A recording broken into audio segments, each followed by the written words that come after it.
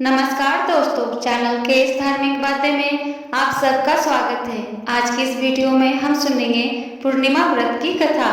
द्वापर युग में एक बार यशोदा जी ने कृष्ण से कहा, हे कृष्ण, तुम सारे संसार के रचयिता तथा पालन हो।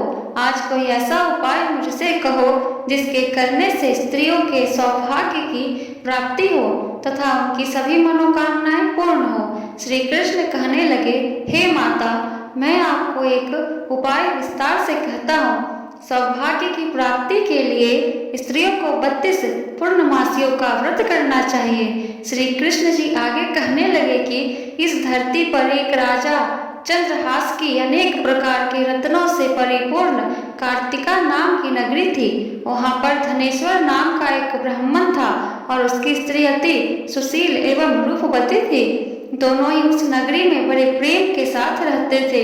घर में धन धान्य आदि की कमी नहीं थी। उनको केवल एक दुख था कि उनके कोई संतान नहीं थी। इस कारण वे अत्यंत दुखी रहते थे। एक समय एक तपस्वी उस नगरी में आया। वह तपस्वी उस ब्राह्मण के घर को छोड़कर अन्य सब घरों से भिक्षा लेकर भोजन किया करता था। एक दिन हमेशा की तरह तपस्वी भिक्षान को प्रेम पूर्वक खा रहा था कि धनेश्वर ने योगी का यह सब कार्य देख लिया। धनेश्वर योगी से बोला, महात्मन, आप सब घरों से भिक्षा लेते हैं परंतु मेरे घर की भिक्षा कभी नहीं लेते। इसका कारण क्या है? योगी ने कहा कि निस्संतान के घर की भीख पतितों के अन्न के तुल्य होती है और जो पतितों का अन्न खाता है वह भी पतित हो जाता है। चूंकि तुम निसंतान हो अतः पतित हो जाने के भय से मैं तुम्हारे घर की भिक्षा नहीं लेता हूँ। धनेश्वर यह बात सुनकर अपने मन में बहुत दुखी हुआ और हाथ जोड़कर योगी के पैरों पर गिर पड़ा तथा कहने लगा, हे महाराज, यदि ऐसा है तो आप मुझको पुत्र प्राप्ति का उपाय बताइए। आप सर्वज्ञ हैं, मुझ पर अवश्य ही कृपा कीजिए। मैं पुत्र ना होने के कारण अत्यंत दुखी हूँ। आप मेरे इस दुख का हरण करें। आप सामर्थ्यवान हैं। यह सुनकर योगी कहने लगे, हे ब्राह्मण, तुम चंडी की आराधना करो। घर जाकर उसने अपने स्त्री से सब वृत्तांत कहा और स्वयं तप के निमित्त वन में चला गया। वन में जाकर उसने चंडी का उपवास किया। चंडी ने 16वें दिन उसको स्वप्न में दर्शन दिया और कहा, हे धनेश्वर, जा, तेरे पुत्र होगा परंतु वह 16वें वर्ष की आयु में ही मृत्यु को प्राप्त हो जाएगा। यदि तुम दोनों स्त्री पुरुष 32 पूर्णमासियों का व्रत विधि पूर्वक करोगे तो वह दीर्घायु होगा। प्रातःकाल होने पर इस स्थान के समीप ही तुम्हें एक आम का वृक्ष दिखाई देगा।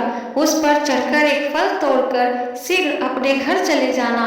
अपनी स्त्री को खिलाना। ऋतु स्नान के पश्चात वह स्वच्छ होकर श्री शंकर जी की आराधना करके उस फल को खा लेगी। तब भगवान शंकर की कृपा से उसको गर्भ हो जाएगा।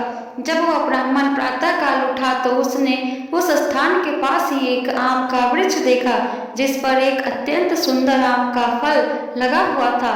धनेश्वर वृक्ष पर चढ़ गया और उसने एक अति सुंदर आम का फल देखा। ब्राह्मण ने जल्दी से उस फल को तोड़कर अपनी स्त्री को लाकर दिया और उसकी स्त्री ने अपने पति की कथना अनुसार उस फल को खा लिया और वह गर्भवती हो गई। देवी जी की असीम कृपा से उसे एक अत्यंत सुंदर पुत्र प्राप्त हुआ जिसका नाम उन्होंने देवीदास रखा। माता पिता के हर्ष के साथ वह बालक बढ़ने लगा।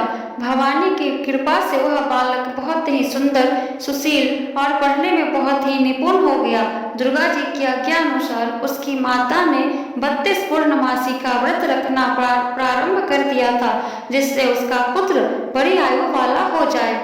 16वें वर्ष लगते ही देवीदास ने के माता पिता को चिंता हुई कि कहीं उनके पुत्र की इस वर्ष में मृत्यु न हो जाए। इसलिए उन्होंने अपने मन में विचार किया कि यदि यह दुर्घटना उनके सामने हो गई तो वह कैसे सहन कर पाएंगे। इसलिए उन्होंने देवीदास के मामा को बुलाया और कहा कि हमारी इच्छा है कि देवीदास 1 वर्ष तक काशी में जाकर विद्या ध्यान करे, इसलिए साथ में तुम चले जाओ और 1 वर्ष के पश्चात इसको वापस लौटा लाना।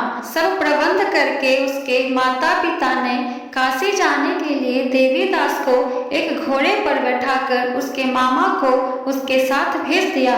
धनेश्वर ने सब पत्नीक अपने पुत्र की मंगल कामना तथा दीर्घायु के लिए भगवती दुर्गा की आराधना और पूर्णमासियों का व्रत करना प्रारंभ कर दिया। इस प्रकार बराबर 32 पूर्णिमासी का व्रत पूरा किया। कुछ समय पश्चात मामा और भांजा मार्ग में रात्रि बिताने के लिए किसी ग्राम में ठहरे हुए थे। उस दिन उस गांव में एक ब्राह्मण की अत्यंत सुंदर, सुशील और गुणवती कन्या का विवाह होने वाला था। जिस धर्मशाला के अंदर वर और उसकी बारात ठहरी हुई थी, उसी धर्मशाला में देवीदास और उसके मामा भी ठहरे हुए थे। संयोगवश कन्या को तेल आदि चढ़ाकर मंडप आदि का कृत्य किया गया तो लगन के समय वर को धनुवार्थ हो गया। तो वर के पिता ने अपने कुटुंबियों से परामर्श करके निश्चय किया कि यह देवीदास मेरे पुत्र जैसा ही सुंदर है, मैं इसके साथ ही लगन करा दूं और बाद में विवाह के अन्य कार्य मेरे लड़के के साथ हो जाएगा। ऐसा सोचकर देवीदास के मामा से जाकर बोला कि तुम थोड़ी देर के लिए अपने भांजे को हमें दे दो, जिससे विवाह के लगन का सब कृत्य सुचारू रूप से हो सके। तब उसका मामा कहने लगा कि जो कुछ भी मधुपर्क आदि कन्यादान के समय वर को मिले वह सब हमें दे दिया जाए, तो मेरा भांजा इस बारात का दूल्हा बन जाएगा। यह बात वर के पिता ने स्वीकार कर लेने पर उसने अपना भांजा वर बनने को भेज दिया और उसके साथ सब विवाह कार्य रात्रि में विधि पूर्वक संपन्न हो गया। पत्नी के साथ वह भोजन न कर सका और अपने मन में सोचने लगा कि ना जाने यह कैसी स्त्री होगी। वह एकांत में इसी सोच में पड़ गया तथा उसकी आंखों में आंसू भी आ गए। तब वधू ने पूछा कि क्या बात है, आप इतने दुखी क्यों हो रहे हैं? तब उसने सब बातें जो वर के पिता व उसके मामा में हुई थी उसको बतला दी। तब कन्या कहने लगी कि यह ब्रह्म विवाह के विपरीत कैसे हो सकता है? देव, ब्राह्मण और अग्नि के सामने मैंने आपको ही अपना पति बनाया है, इसलिए आप ही मेरे पति हैं। मैं आपकी ही पत्नी रहूंगी, किसी अन्य की कदापि नहीं। तब देवीदास ने कहा, ऐसा मत करिए, क्योंकि मेरी आयु बहुत थोड़ी है। मेरे पश्चात आपकी क्या गति होगी?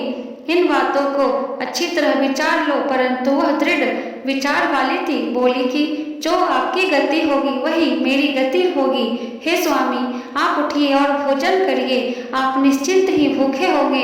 इसके बाद देवीदास और उसकी पत्नी दोनों ने भोजन किया तथा शेष रात्रि वे सोते रहे। प्रातःकाल देवीदास ने अपनी पत्नी को 3 नगों से जड़ी हुई एक अंगूठी दी, एक रुमाल दिया और बोला, हे प्रिय, इसे लो और संकेत समझकर स्थित चित्त हो जाओ। यदि मैं जीवित रहा तो अवश्य वापस आऊंगा, अन्यथा समझ लेना मेरी मृत्यु हो गई है। यह समझाकर वह वहां से चला गया। प्रातःकाल होते ही वहां पर गाजे बाजे बजने लगे और जिस समय विवाह के कार्य समाप्त करने के लिए वर तथा सब बाराती मंडप में आए तो कन्या ने वर को भली प्रकार से देखकर अपने पिता से कहा कि यह मेरा पति नहीं है, मेरा पति वही है जिसके साथ रात्रि में मेरा पानी ग्रहण हुआ था। इसके साथ मेरा विवाह नहीं हुआ है। यदि यह वही है तो बताए कि मैंने इसको क्या दिया। मधुपर्क और कन्यादान के समय जो मैंने भूषण आदि दिए थे उन्हें दिखाए तथा रात में मैंने क्या गुप्त बातें कही थी वह सब सुनाए। पिता ने उसके कथनानुसार वर को बुलाया। कन्या की यह सब बातें सुनकर वह कहने लगा कि मैं कुछ नहीं जानता।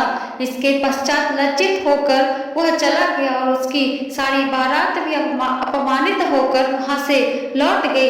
इस प्रकार देवीदास काशी से चला गया। जब कुछ समय बीत गया तो काल से प्रेरित होकर एक सर्प रात्रि के समय उसको डसने के लिए वहां पर आया, परंतु व्रत के प्रभाव से उसको काट ना पाया, क्योंकि पहले ही उसकी माता ने 32 पूर्णिमा का व्रत कर रखा था। इसके बाद मध्याह्न के समय स्वयं काल वहां पर आया और उसके शरीर से उसका उसके प्राणों को निकालने का प्रयत्न करने लगा, जिससे वह मूर्छित होकर पृथ्वी पर गिर पड़ा। भगवान की कृपा से उसी समय पार्वती जी के साथ श्री शंकर जी वहां पर आ गए। उसको मूर्छित दशा में देखकर पार्वती जी ने भगवान शंकर से प्रार्थना की कि हे महाराज, इस बालक की माता ने पहले ही 32 पूर्णिमा का व्रत किया था, जिसके प्रभाव से इसका मृत्यु दोष कट गया। भवानी के कहने पर भक्त वत्सल भगवान शिव जी ने उसको प्राण दान दे दिया। इस व्रत के प्रभाव से काल को भी पीछे हटना पड़ा और देवी दास स्वस्थ होकर बैठ गया। उधर उसकी स्त्री उसकी प्रतीक्षा किया करती थी। जब 16वां वर्ष व्यतीत हो गया तो देवी दास भी अपने मामा के साथ काशी से चल दिया।